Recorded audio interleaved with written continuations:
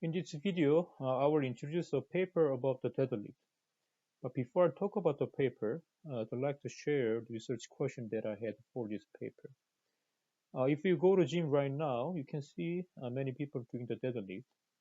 But I can say the two most common types of deadlift are conventional and then Romanian deadlift. Although there are more variations of deadlift, such as sumo and stiff leg. But in general, it has been believed that the conventional deadlift, this one, is a better technique for training the quadriceps, whereas Romanian deadlift is a better technique for training glutes and hamstring. But is that really true? So I did this study to answer this question. The title of this paper is an electromyographic and kinetic comparison of conventional and then Romanian deadlift. And this paper was published in the Journal of Exercise Science and Fitness. Let me define the deadlift first. The deadlift can be defined as a free weight exercise in which the barbell is lifted from the floor by extending the knees, hips, and ankles. It looks like a very simple motion, doesn't it? But the deadlift is a very useful technique to train the full body strength and power. That's why deadlift has been often included in many strength and conditioning programs along with the squat and the bench press. And there are different variations of the deadlift, okay, but typically we can classify the deadlift into four different types: conventional, sumo, stiff leg, and Romanian. But if you simply say deadlift, that means we are talking about the conventional deadlift. And the sumo deadlift is often performed in powerlifting competitions using a wider stance than the conventional deadlift, with the feet turned out and the arms positioned inside the knee. And then stiff leg deadlift is performed with the legs almost straight, and the bar is directed below the shoulder level. And then the Romanian deadlift looks similar to the stiff leg, with the exception of about 30 degrees of knee flexion. And also in the Romanian deadlift, unlike the stiff leg deadlift, the bar remains in close contact with the legs. And in general, it has been believed that the Romanian deadlift and stiff leg deadlift, these are better techniques for building glutes and hamstring, whereas conventional and stiff sumo deadlift, these are better techniques for building the entire whole lower body muscles. And then, as I mentioned earlier, conventional deadlift, Romanian deadlift, these are the two most common types of the deadlift variation.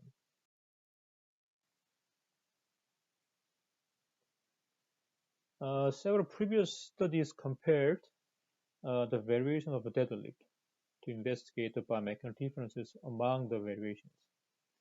And then, for example, here C means conventional, S means stiff leg, and S means sumo deadlift, and R means Romanian.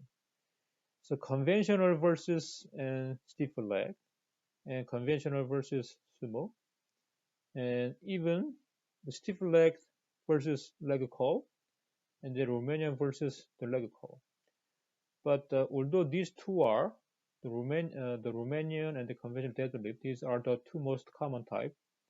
Although these two are the most common types of the deadlift, none of previous studies compared these two deadlift variations. Therefore, the purpose of this study was to determine which deadlift technique is better training protocol between conventional and Romanian, as indicated by the greater demand in the muscle activities and joint kinetics.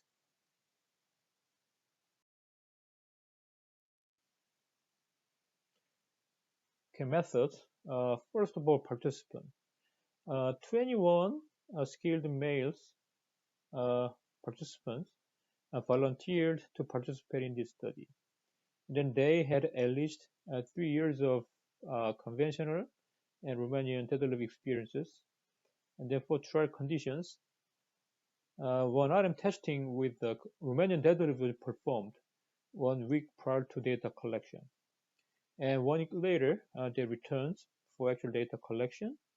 And then 70% of 1RM was used as the testing load because it has been often used during resistance training. Then to facilitate the data analysis, the deadlift movement was broke down into 2 phases, descending and then ascending, based on the whole body central mass movement. So here, the yellow dots, this one stands for the whole body central mass.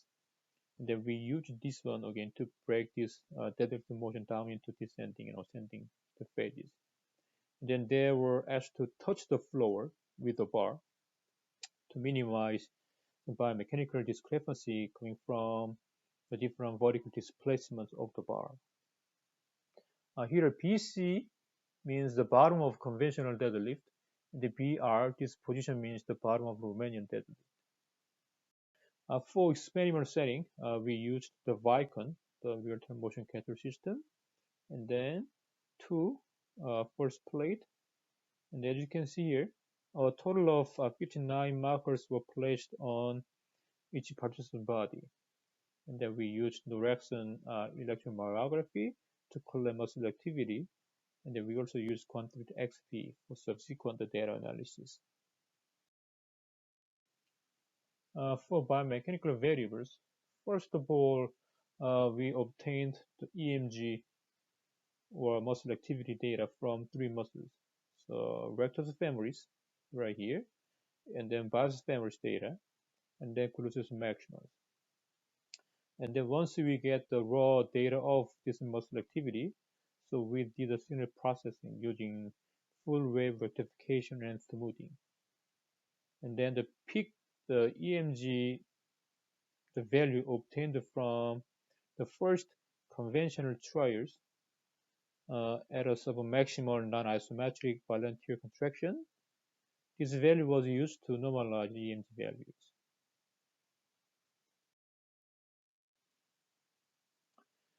And then net joint torque of the low body joints were also calculated using the inverse dynamics approach. So hip, here NJT means net joint torque. So hip net joint torque and knee net joint torque and ankle net joint torque.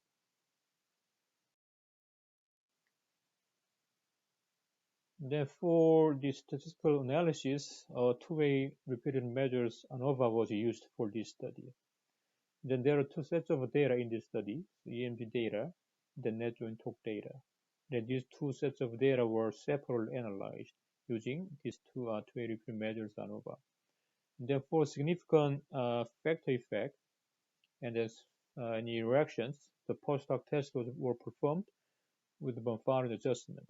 Then we used SPSS, and then the significant level was set at 0.05. Result.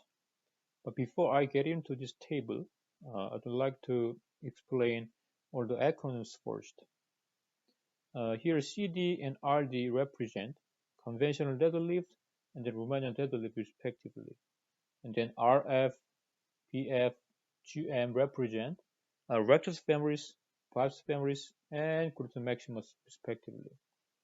And then there are 2 symbols here, star and cross. Star means a significantly different overall EMG activity from the Romanian deadlift. And cross means significantly different EMG activity and the net joint torque from the matching variable of the Romanian deadlift. And as I highlighted in here with the red box here, the conventional deadlift shows a significantly greater overall EMG activity of the low body muscles than the Romanian deadlift.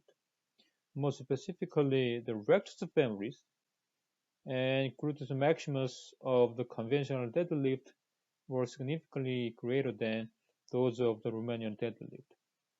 Also, all the 3 muscles were activated similarly during the conventional deadlift, whereas the rectus femoris muscle showed relatively lower muscle activity compared to biceps femoris and then glutes maximus during the Romanian deadlift. And then conventional deadlift also indicated significantly greater knee and ankle net joint torque than the Romanian deadlift.